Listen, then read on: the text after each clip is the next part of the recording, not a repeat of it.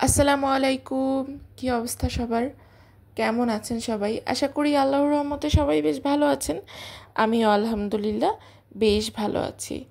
চলে আসলাম একটা রেসিপি নিয়ে।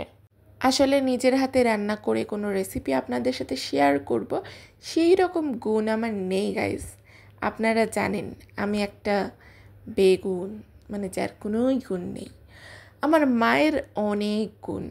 যেমন সবাই আমাকে বলে রান্না তো একটা আর্ট, আর এই আর্ট তোর মায়ের আছে কিন্তু তোর নেই।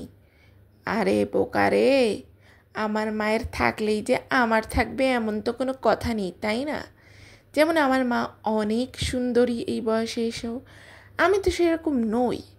কেন যে এই সহজ বাক্যটা আমার আত্মীয় স্বজন বন্ধুবান্ধব বুঝতে পারে না, আমি আসলে বুঝি না গাইস। বাট হ্যাঁ, মেয়েদেরকে রান্না শেখা উচিত, কারণ এটা অবশ্যই একটা আর্ট। রান্নাটা একটা আর্ট, এটা সবাই পারে না। সব মেয়েরাই যে ভালো রান্না করতে পারে এটা না, বাট মেয়েরা রান্না করতে পারে, এটা একটা সহজ সত্য।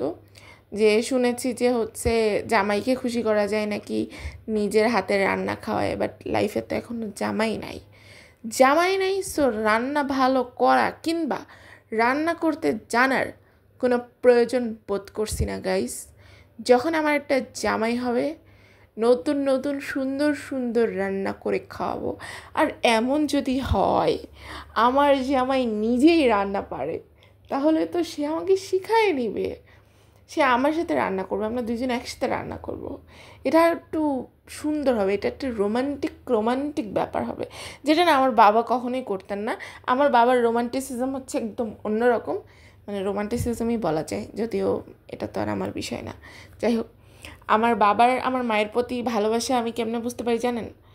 ওই যে আমি যখন অনেক ছোট ছিলাম, আমাদের বাসায় তো তখন কাজের মহিলা ছিল না, আমার আম্মুর কোনো হেল্পিং হ্যান্ড তখন ছিল না। কোনো একটা কারণবশত সে সময় আমার আম্মু হেল্পিং হ্যান্ড রাখেনি, বাট আমি শুনছি যে আমার আম্মু আমি যখন অনেক ছোট তখন থেকে নাকি আমার আম্মুর বাসায় হেল্পিং হ্যান্ড ছিল। তো ওই সময়টা যখন হেল্পিং হ্যান্ড ছিল না, আমার আম্মুর যা কাপড় চোপড় থাকতো আমার বাবা ওটা ধুইতো, বাবা কাচতো। তারপরে ইভেন আমাদের ঘরের অনেক কাজ আমি দেখতাম আমার বাবা করতো অ্যাজ এ হেল্প। একটা জিনিস আছে হেল্প, আরেকটা জিনিস হচ্ছে যে মেয়ে মানুষের মতো ঘরেই বসে কাজ করে, মানে ছেলেরা যেটা, অনেক ছেলেরা আছে এরকম করে। বাট তুমি তোমার ওয়াইফকে হেল্প করতেছো, এইটা অন্য একটা জিনিস। এইটা সব ছেলেরাই মোটামুটি করা উচিত আমার মনে হয়। যাই হোক, এত অ্যাডভাইস দিতে আর ভালো লাগতেছে না, তোমাদেরকে রেসিপিটা দেখাই নিলাম। সবাই এটা একটু ট্রাই করতে পারো, অনেক মজার একটা রেসিপি। আল্লাহ হাফিজ, সবাই ভালো থাকবেন।